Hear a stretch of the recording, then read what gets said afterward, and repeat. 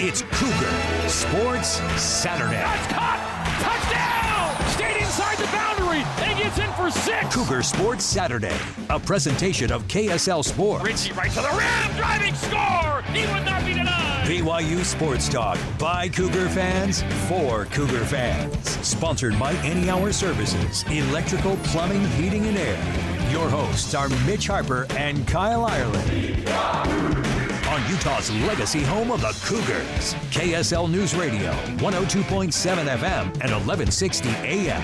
Cougar Sports Saturday, sponsored by Any Hour Services, Electric, Plumbing, Heating, and Air. Mitch Harper, Kyle Ireland with you.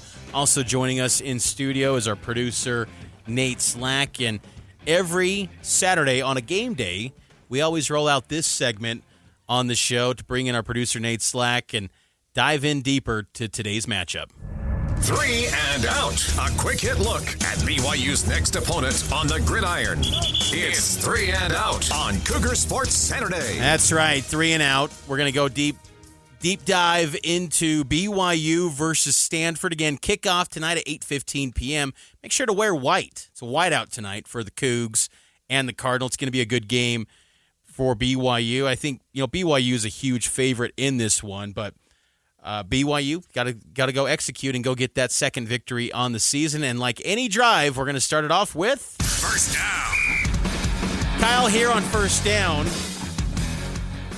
We go with a stat to watch into the matchup. What's the stat you're keeping an eye on in this game? Well, I like the throwback, Mitch. I'm going to go back. We're going to look at two guys from this year's roster who played in the 2022 game. Can you believe that? There's only two guys that recorded stats last time these two teams met up.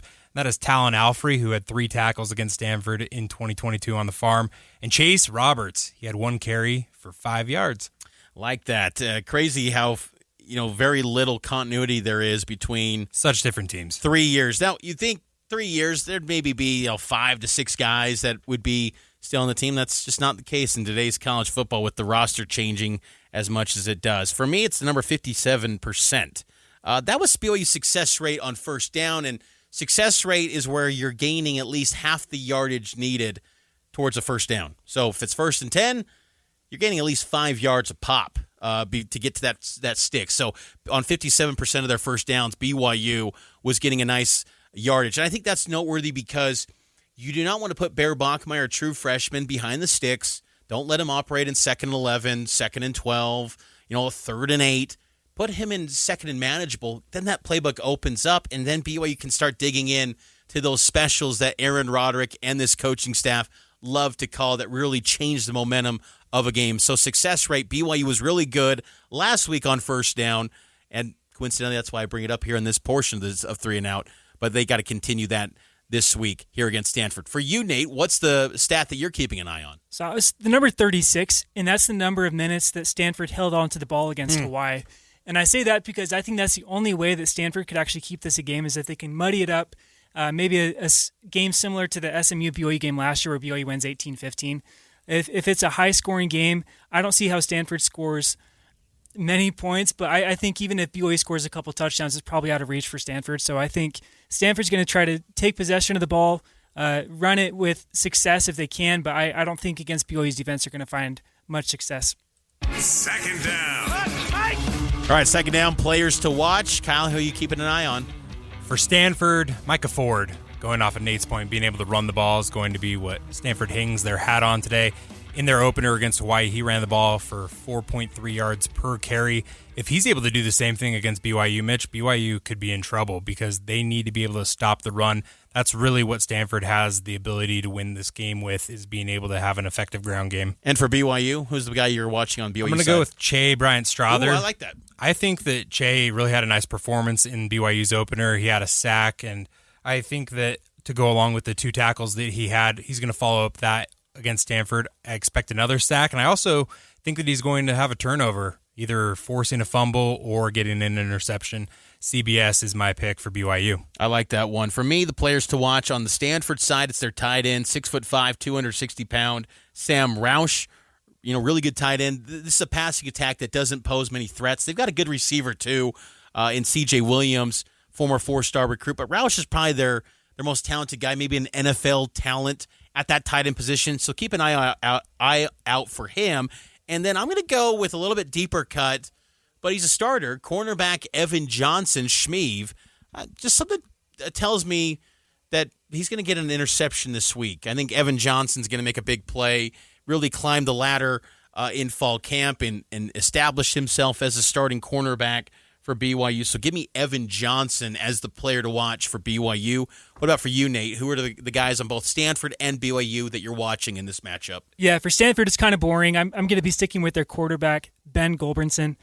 He had a terrible game against Hawaii, 15 of 30 passing for 109 yards and 1 interception.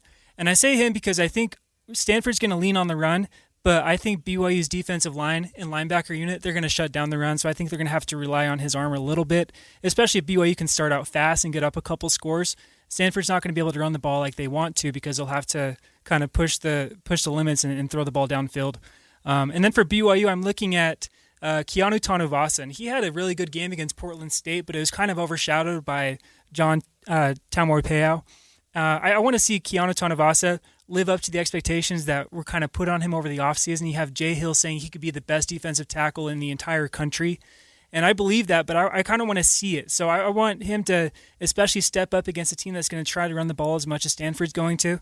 He's my player to watch today. I love that pick. I think Keanu's going to be awesome in this game, and that would show well because, again, Stanford's got some talent, particularly in the interior of their offensive line. I think that's a good pick, going with Keanu Tanuvasa. Third down. So here in third down, we give some bold predictions.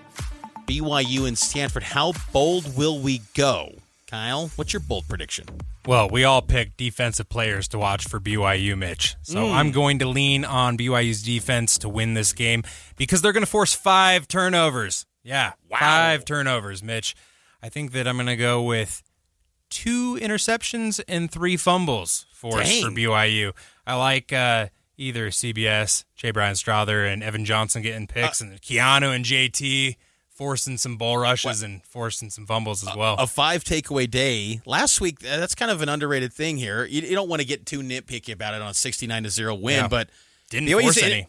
Well, they had 1 takeaway, but they had no interceptions that ended their streak. So you're thinking they're getting back to a new run then, new streak. Yeah, I think so. I mean, you saw what BYU secondary was able to do last season, leading the NCAA, leading the FBS in interceptions. BYU is going to start that streak once again today on their way to 5 turnovers. My bold prediction, this could be bold. LJ Martin scores all of BYU's touchdowns. I think BYU is going to have some opportunities inside the red zone, maybe on the Stanford 3-yard line, they punch it in with LJ Martin, things like that. Or maybe LJ pops off a big run as he did last week. He had that one where he got tracked down, and I loved his ability to break some tackles last week. But I'm going to say LJ, who didn't find the end zone last week, I think he finds that a handful of times potentially tonight. I think he gets all of BYU's touchdowns. So I'll go bold and say LJ Martin scores all of BYU's offensive touchdowns. What about for you, Nate? What's your bold prediction? Yeah, Mitch, you saying that LJ could pop off a long one. I love that. I've got BYU scoring 2 touchdowns of over 50 yards. Nice. They did that last week, and I think they're going to do it again this week. That's a good one. Who do you think could be some of the guys that could be those deep threat guys, whether it's LJ, maybe who in the receiving game are you looking at? Yeah, I think Cody Hagan can do it again. He showed some good speed last week. And then I'm going to go LJ as well because he had a couple big runs last week, and he's a tough guy to bring down. So I'm going to go LJ and Cody Hagan. We haven't discussed LJ enough, but how good was he last week? 131 yards, career-high rushing.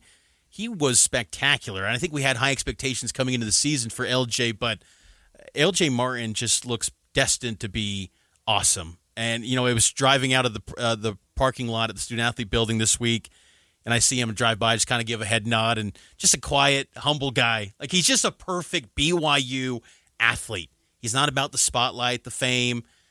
I'm just excited for what LJ can become over the course of the season. There were so many performances, Mitch, that were overshadowed in that Portland State game, just the way that it played out, the second half being what it was. And it was historic, too, because Bear Bachmeier, true freshman, that was a big Exactly. There were so many storylines that you could have taken out of that game, and I had I had to sit there in the press box afterwards trying to pick out something that I felt was overshadowed. And LJ had a career high 131 yards rushing in that game. And it was like, oh, he had a career high. I ended up writing a story about it on KSLSports.com. You can go and read that if you want before tonight's game. But yeah, no, LJ was spectacular. And if he's able to break tackles the way he was a week ago against Stanford and going into, these harder opponents that BYU is going to face this season, BYU is going to see themselves with a 1,000-yard rusher for the first time in a few seasons. And I really think that you look at the way that he's being coached by Harvey Unga, it's going to be, BYU hasn't had a running back like this since Tyler Algier was here a few seasons ago.